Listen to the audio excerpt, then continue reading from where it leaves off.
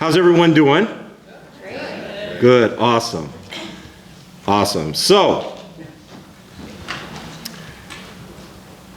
I know that when I was invited to come here, Vanessa she told me 20 minutes. And I'm just going to say, Vanessa, I'm going to take a little bit more time than just 20 minutes, right? Because I got some things I want to say, right? First off, I want to thank Jim and WNYNET for having me here, inviting me to deliver the keynote to stand in front of English teachers here in Western New York.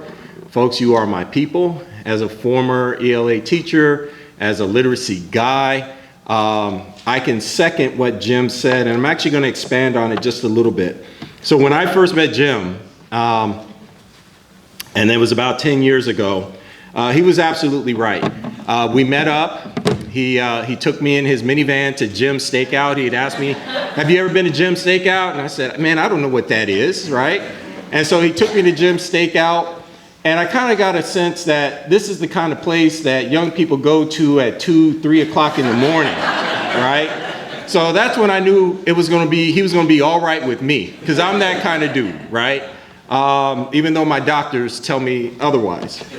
But nonetheless, as Jim mentioned, we had a great time talking about all things literacy, about all things youth, talking about some ELA work. And because we are men of a particular age, at that time, our children were small. We both were driving minivans, right? So shout out to my minivan mafia that's out there. And we had a love for Tribe Called Quest, right? So he was not lying when he said that we were rocking out in his car listening to Tribe. Now, how many of you are familiar with Tribe Called Quest? Beautiful. Thank you so much. Because sometimes you ask a question like that and it's like, I don't know who you're talking about, man, right? I'm a millennial, right? So in preparation for this, I told Jim, where's Jim? Are you here? Did you step out? Oh, he's going to miss this. I told Jim, in honor of allowing me to come here, that I was going to make 5 references to Tribe Called Quest. And that if he were able to get all 5 of them, I would take him out to lunch at the end. So I'm going to ask all of you to, oh, there he is. Hold on, Jim, right? I'm just mentioning our 5 references to Tribe Called Quest, right? 5, right, that Jim has to recognize and that I'll take him out to lunch for. So I'm just going to pepper them throughout my talk.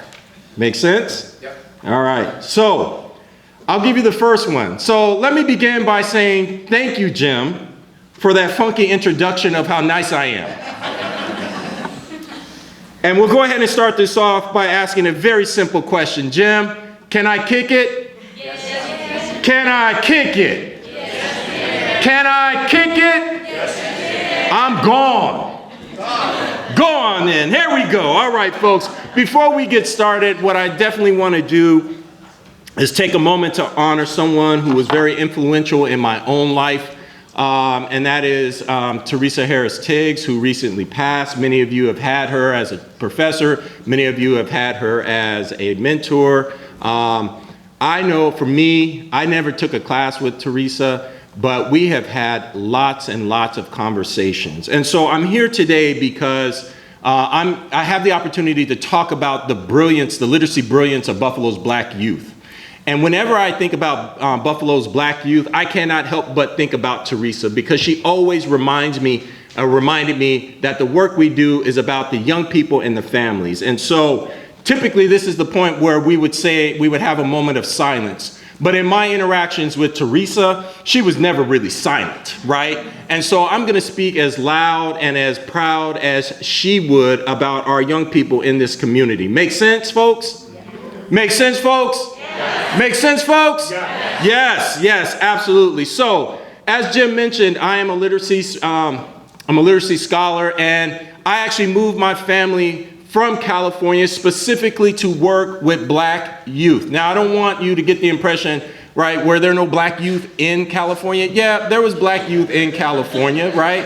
but housing costs, right, made it very difficult to raise a family. No, in all honesty, right, I came to Buffalo because I wanted to work with black youth. And so what you see up here on the screen are just some of the young people, many of whom I'm sure you recognize, right, that I've had the pleasure of working with. Now, there is a story that goes behind this that I'll save for another time.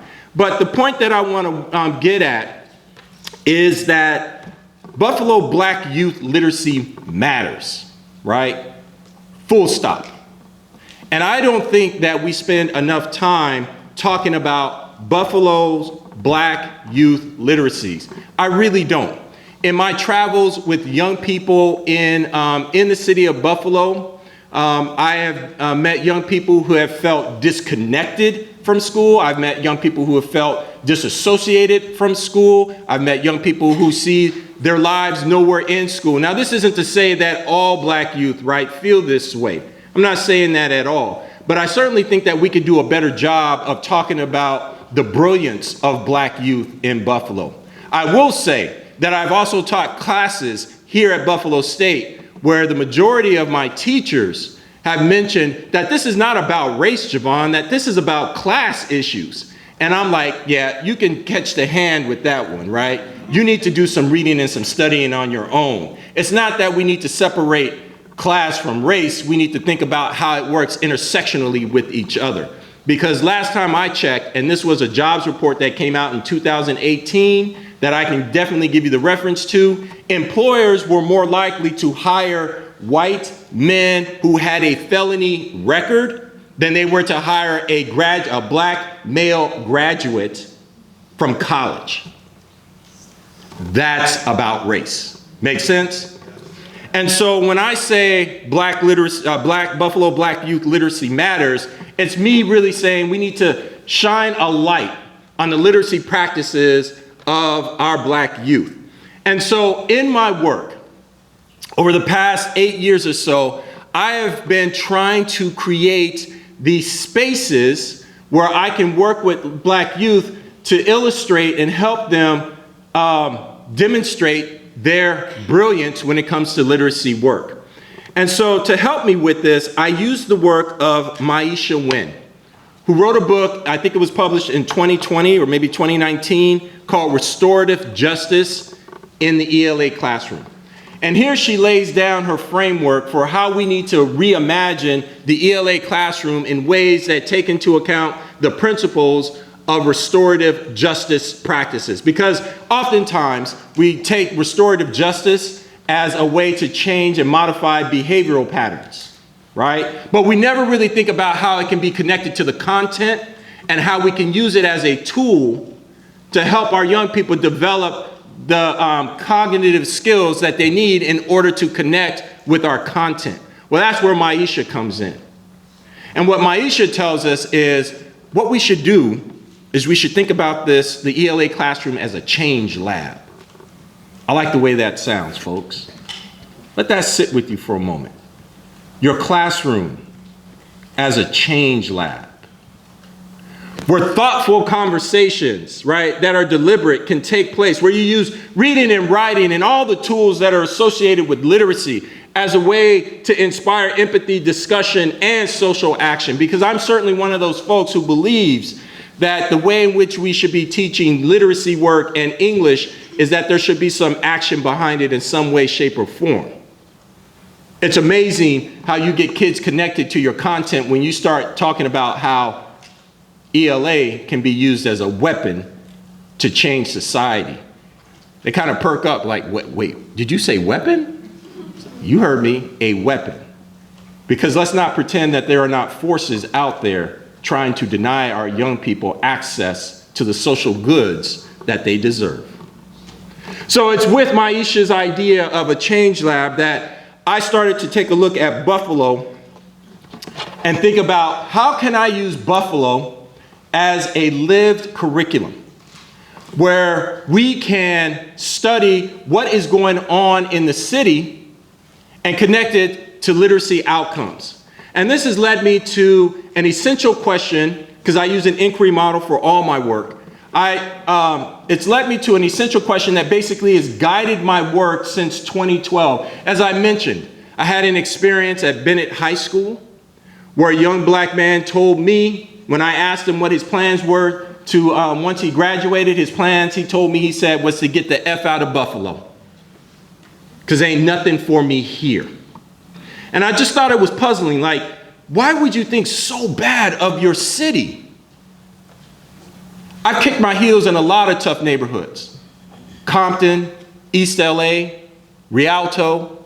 I've asked that question of hundreds of students, and I get a range of answers, folks. I want to be a teacher. I want to start my own business. I had an 11th grader tell me, my goal is to be a gangbanger like my uncle, and I'm gonna slang this dope. Dude had a plan, right? It wasn't a good plan, because we talked about that. Your life is gonna end up in two spaces, right? You're gonna either be in prison or you're gonna be dead. Because last time I checked, oops, you gotta somebody's supposed to remind me to put this on. Uh-oh. So as I was saying, right, as I was telling this young man, there is no retirement plan for gangsters, right? You just kind of disappear. But I never heard a young person say to get the F out. And so I started to ask this fundamental question with all the young people that I work with. What does it mean to live, learn, and love as a black teenager in Buffalo, New York? In all my work, whether it was in after-school programs, or whether it was in summer programs, or even when I had the opportunity to teach in our middle early college program here at Buffalo State, working with those young people, right? And I would modify the question, but it was always to get them to see the assets, the strengths, the resources, the riches, what Tara Yoso calls the community cultural wealth of Buffalo. Because in that young man's explanation to me, that's what was absent. And I'm not putting it on him, I'm putting it on us as the adults, because I get it. As a young person, your world is a little bit narrow. But I think as classroom teachers, our job is to open up that aperture just a little bit more. So then that way young people can see, I can commit to the community here. There are some things that I can contribute to, and there are people here who are actually helping me. That's something that this young man did not articulate. So for me, this has been my essential question that has guided my work ever since I met this young man. It's given me purpose, it's given me a vision, and it continues to allow me to freedom dream, to try to come up with new change labs over and over again, to take this on the road to work with teachers as well. Because at the center of it, folks, right, I often wonder when and where are black youth encouraged and supported to read and write in ways that confront white supremacy and anti-blackness in their lived and living realities on their own terms? How do we create these supportive environments where black youth can write bravely, unafraid, unflinching, particularly when a system and its agents tell them that they shouldn't and would be punished if they do? I distinctly remember in the 11th grade in my ELA class, Mrs. Morgan told us that we could write a biography. I asked at that time, right, I was influenced by hip hop, right? Listening to Public Enemy. Public Enemy was saying some things, all right? Stuff like, what was it? Most of my heroes don't appear on those stamps. Getting us to reflect, to be critical. And I asked if I can do Malcolm X. And Mrs. Morgan told me, he's too radical. Why don't you do Dr. Martin Luther King? And I said, no, I'm gonna do Malcolm X. And she said, well, then I'm not gonna accept your assignment. So I went home and told my mom, and guess what happened? She accepted my assignment. But it's writing in that way where we are not punished, right? Where we are unflinching in the things in which we are able to do. For me, my literacy work is designed to consider the intellectual and social cultural dimensions of African American adolescence and help them to recognize the triumphs, celebrate the triumphs, and navigate the challenges in their lives. It's not just simply about pointing out what's bad in your life, but also talking about how can we develop the tools to navigate those instances, right? So in many ways, this type of work requires a fundamental shift in how we see, hear, speak, interact, and simply just be with Black youth. And in my spaces that I create with Black youth, we laugh, we sing, we dance, and sometimes, Jim, we be bugging out. So, what I wanted to do, because I'm limited on time today, is I wanted to do something special for you all right? So, I have 4 projects up here that I did with young people, with Black youth here in Buffalo. Now, clearly, I don't have time to go through all 4. So, folks, you remember those Choose Your Adventure books? You remember those? You get to choose your learning adventure, your literacy learning adventure. So here's what I want you to do. Go ahead and take out your phone.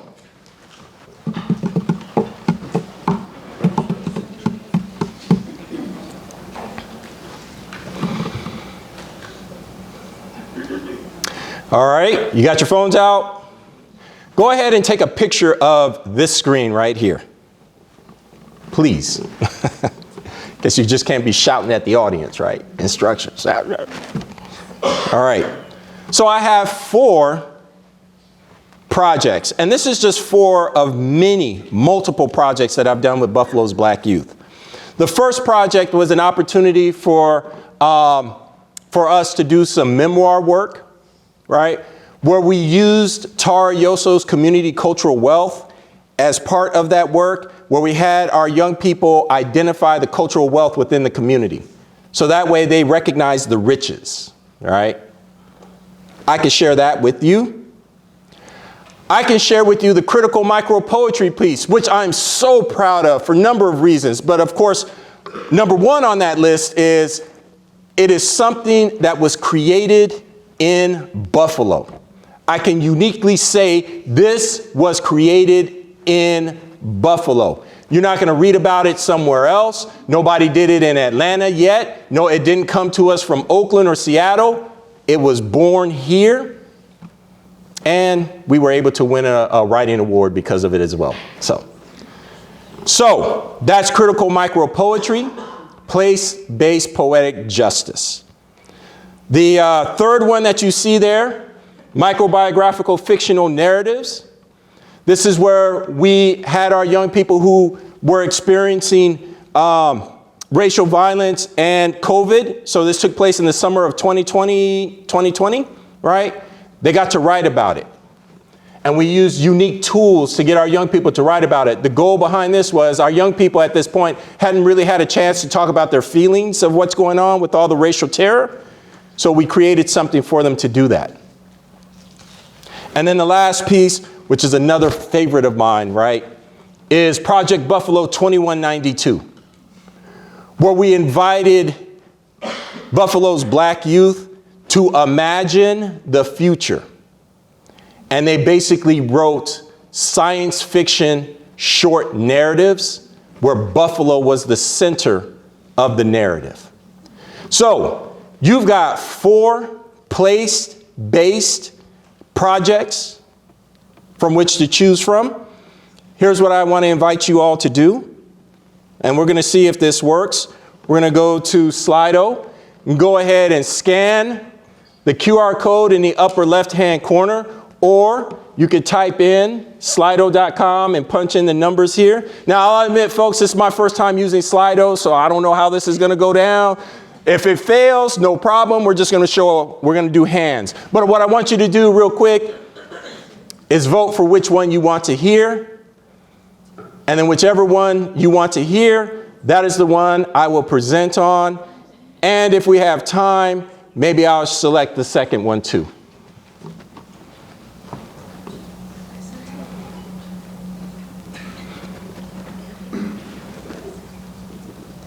Hey, look, it's working. Yeah.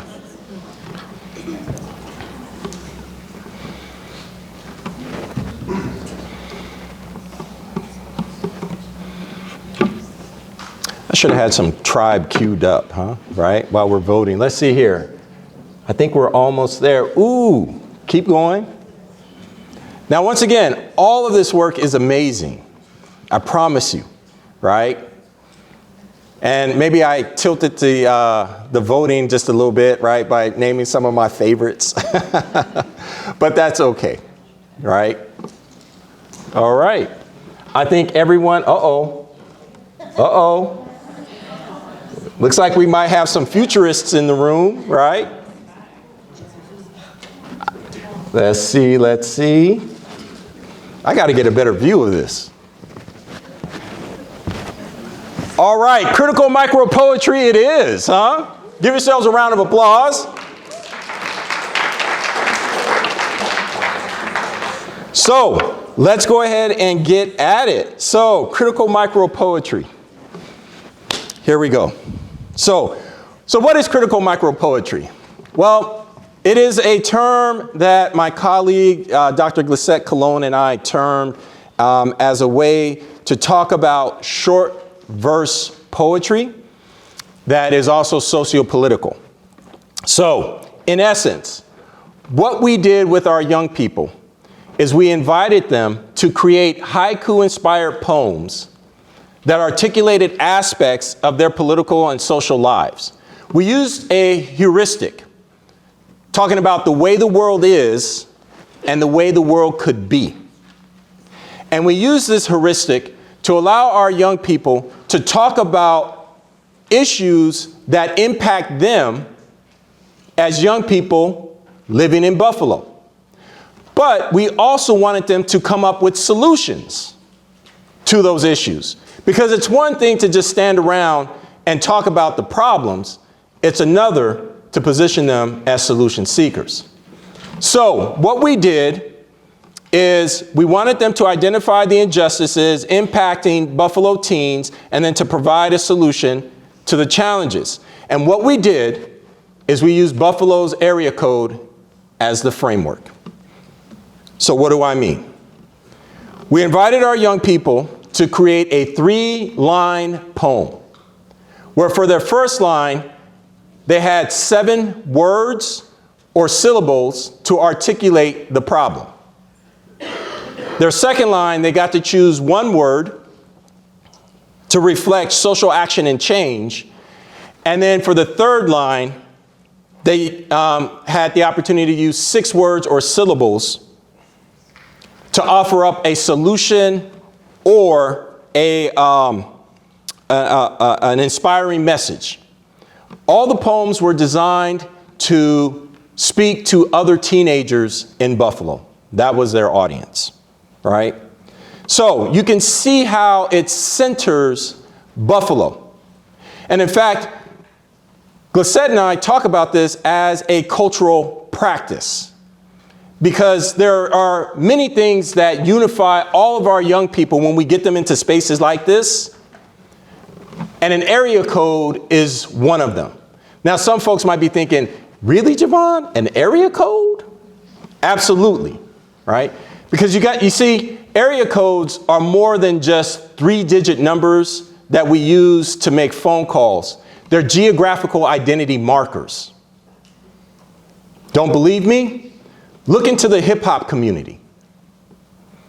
Dr. Dre has a song called Still Dre, where one of the lyrics is, still rock my khakis with a cuff and a crease, still got love for the streets, reppin' 213. 213 is the area code of LA, one of the area codes of LA, a certain portion of LA, right?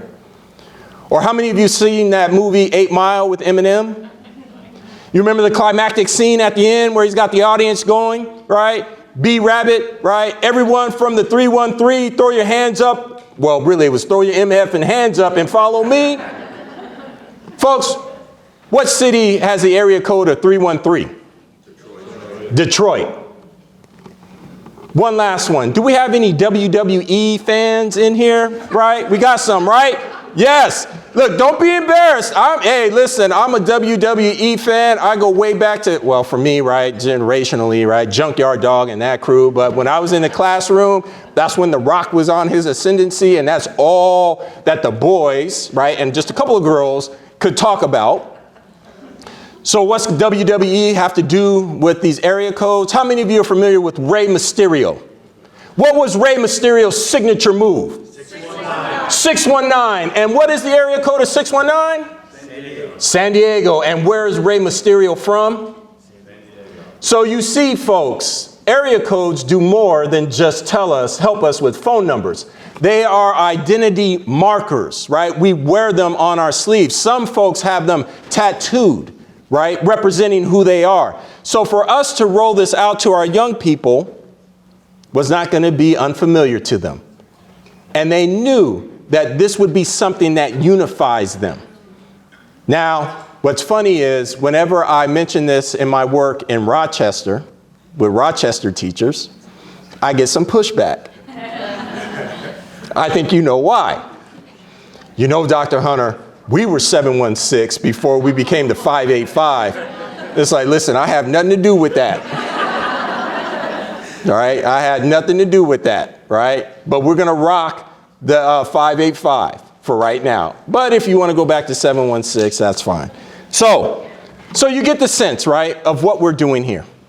So when we rolled this out, we asked our young people to critique schooling first, right? Once again, it's a cultural practice that everyone was familiar with. Everyone goes to school, whether it is private, public, charter, or even homeschool.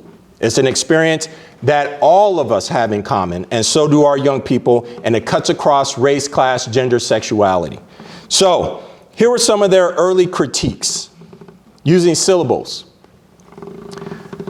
One young woman wrote, "Teaching will only trap us." Oh, I'm sorry, this is a young man. "Teaching will only trap us, but education frees us." So here, this young person was making the distinction between teaching and educating, right? That there's a difference in the kind of learning that takes place. Using words, this one, "How can one learn in this way? Stop. We're not bots. We are alive." I talk about this as being an extended metaphor, right? The use that young people are not automatons. And those of you who do critical work with our young people, they will often say that they feel constrained in classrooms, right? That somehow they're not recognized for their humanity. Here are a few more. "One-sided knowledge ever told. Change. Communication, please." Right? Here, the young person is asking for dialogue with the teacher, right? And then the last one here, using critiques of schooling. "The teacher talks and the students listen. Transitions to teacher listens and learns something." Here, the student is advocating that we are experts too. We know something about the world. And equally important, you as the teacher is a learner. Now, I'm sure that some of you in the audience might be like, "Wow, Jevon, that sounds a lot like some Freire work, right? Some Paulo Freire work." And that's because it is. See, we had our young people read chapter 2 of Pedagogy of the Oppressed. We played around with it. We discussed it. We critiqued it. And then we wrote about it. Now, when we did this for the first time, we were happy, we were pleased with some of their responses. But what we did not get at was a really good understanding of the decision-making behind their work, the real cognitive work. So we asked them to do it again, but this time we asked them to provide rationales and explanations for their words. Why did you choose this particular issue? Why did you choose the words you chose? And why do you think your solution would work? But this time, instead of critiquing school, we put Buffalo on the stage for critique. But remember, we're also looking for solutions.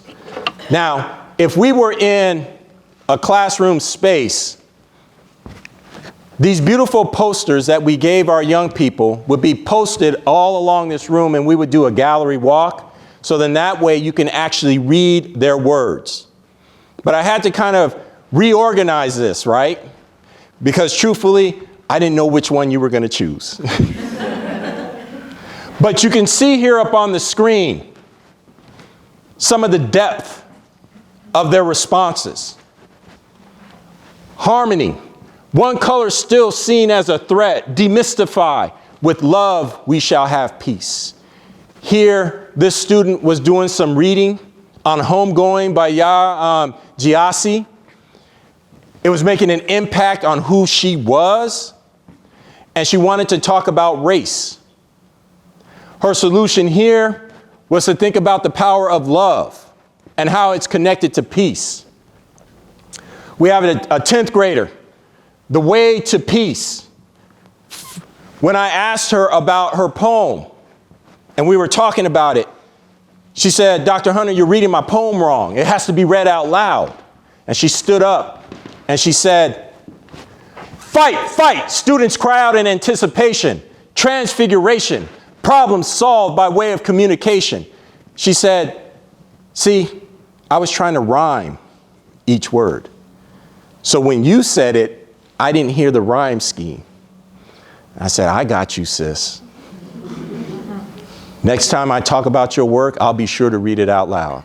Here, what is she talking about?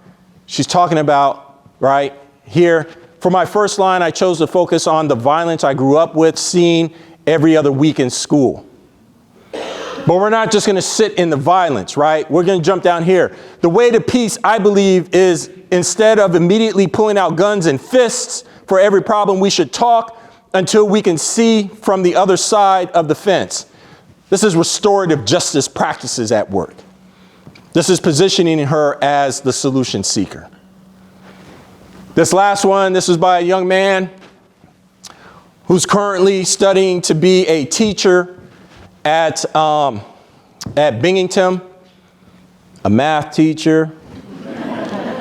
But we still stay in contact, and he talks about the work that we did in the class and our work together. For him, he looked at Buffalo, he titled it Progress. The struggles of Buffalo lack clear solutions. Perseverance, embracing our efforts leads to success. For him, he centered his poem around the inability to create change from the perspective of young people. And I think this was so telling because, folks, you might remember around this time, Governor Cuomo was going around talking about $1 billion to Buffalo, right? You remember that? Going to invest $1 billion in Buffalo.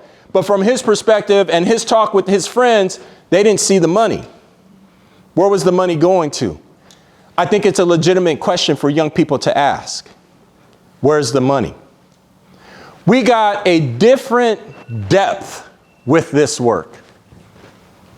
And because of the rationale and explanations, we were able to get at some of that cognitive work. Now, the learning benefits, well, you got all that higher order thinking work behind this. We tapped into their creative energies by creating these poems. At first, the young people were scratching their heads. They didn't know how this was going to work. But during the interviews, they talked about this as one of the most creative writing assignments that they've ever had to do. In fact, one young man wrote, those Buffalo coups were tough. You had to think of something that was true to you, true to your life, and maybe it doesn't have to be that, but it has to be true to the topic. And you had freedom in it too. It's not like a poem where you had to write a poem about Abraham Lincoln and how great he was. It's not that. It's writing a poem that's unique to you, unique to Buffalo, and unique to your perception of how you see the world. And once I did it, it clicked. It clicked. Don't we want stuff to click for our kids? Now, if you want to read more about this, this piece, as I mentioned, it won the Article of the Year award. We submitted it. It was published in the English Journal. I know that some of you in the room have already read the piece. The English Journal in November 2020. We were truly honored when it was selected to be the Article of the Year award, right? Recipient. Because for us, for Glissette and I, what was important is that we centered the lived experiences of Buffalo youth, right? If you look at my CV, whenever I do national conferences, Buffalo is somewhere in the title. And here, we're bringing shine to Buffalo's black youth. All right. Oops, I'm going backwards.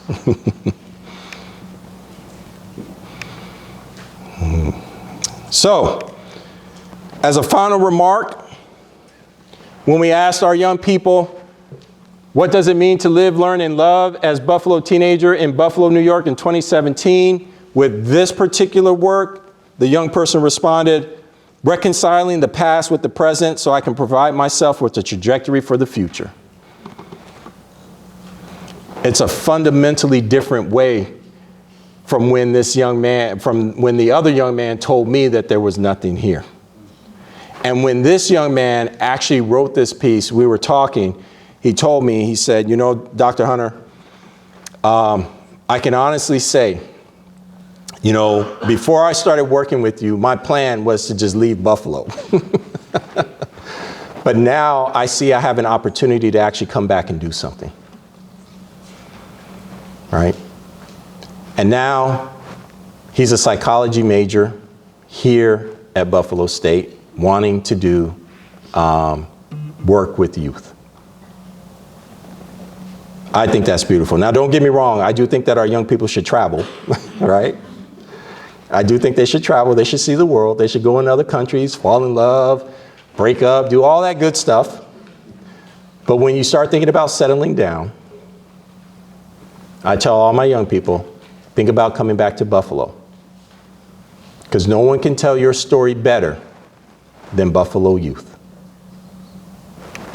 So, as we start to close out, I know some other folks are itching to hear this other work, right?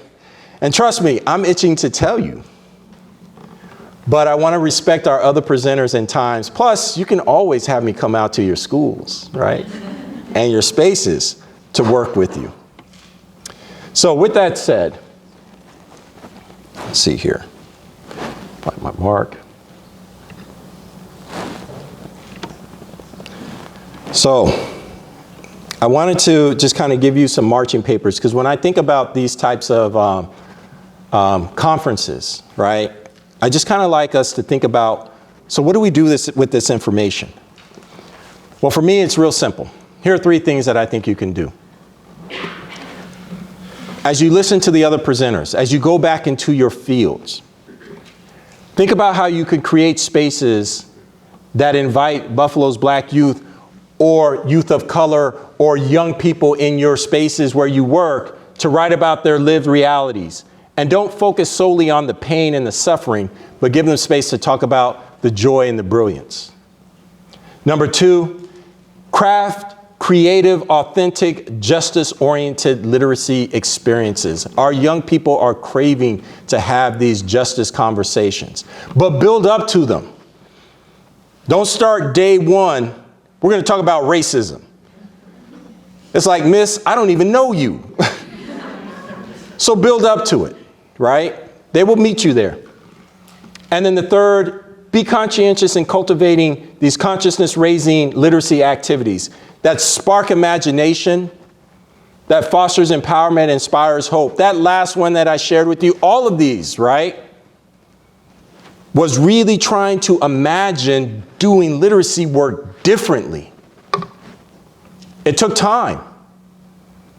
It required me and my colleagues to do readings in other areas, to experiment.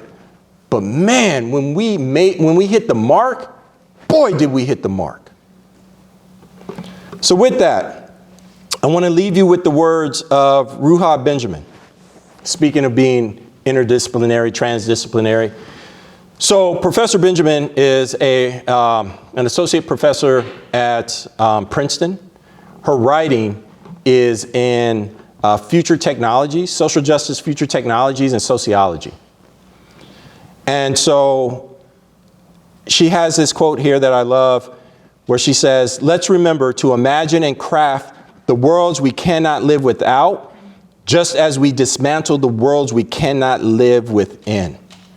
We dismantle as we build simultaneously. We do not have to wait to get more training. We do not have to wait to do one or the other. We do both at the same time. At the same damn time. So, with that said, I have one more thing, one more task for you. I want to invite you to work with us, to work with me, right? Us, to reimagine. You don't have to work with me directly, but when we get to February, let's recast Black History Month as Black Future Month, right? Let's give our young people the opportunity to dream and imagine a world in which freedom and self-determination can be part of it, where we talk about Black folks who are doing things right now, and we shift the focus from the pain and the suffering of the past. I'm gonna just shout out Will real quick. We've been talking about this, right, for his class, right? And so, you know, we're gonna be doing some imaginative stuff. And we'll probably be back here next year showcasing some of that stuff. But as I was thinking about this, I was like, I want to invite all of you. As you move towards February, recast it as Black Future Month. And I think that given that Wakanda Forever is coming out in 2 weeks and I just can't wait, I think that gives us a great opportunity to engage in that work. So, I started out by talking about my story through the images of Black youth here in Buffalo engaged in literacy work. But what I didn't do is I didn't tell you where the title of my presentation comes from. So the first part of the title, To Be Young, Literate, and Black, is actually a take on a very famous song called To Be Young, Gifted, and Black. It was first sung by Nina Simone back in 1969. She sung it at the Harlem Festival, Summer Festival. All right. Young people there, right, just kind of went off, right? They really enjoyed it. It's 1969. In 1972, Aretha Franklin redid it. And she won a Grammy Award that she shared with Nina Simone. So what I did is, while I do think that our young people are gifted, I wanted to focus on the literate aspect of it. So now, as a tribute to them, I would just like to play a little bit of the song as I start to close us out.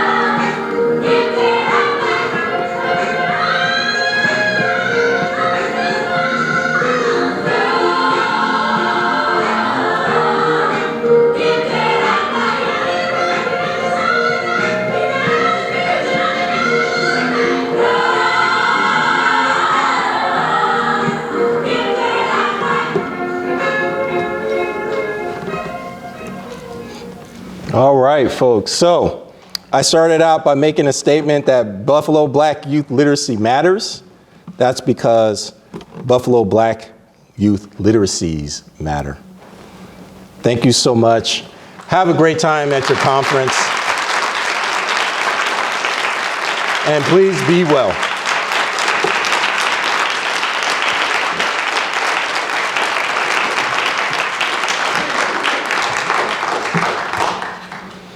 As Jim is making his way to the stage, are there any questions about the work? Any comments? What's your email? You know, I thought about putting my email up here, but I'm here at Buffalo State. You can just look in the School of Education. Apologize for that. It's really Hunter JD at Buffalo State. So Hunter JD, as in Derek, although my middle name is not Derek. It's Delexander. Yes, I had one of those mamas, right? I appreciate it. But Hunter JD at Buffalo State. Yes? Is there any way that we can access that PowerPoint or that slideshow? No. However, there's some information that I'm definitely willing to share. So you just have to send me an email, okay. All right? And I'll get it to you. Thank you, Dr. Hunter. Thank you.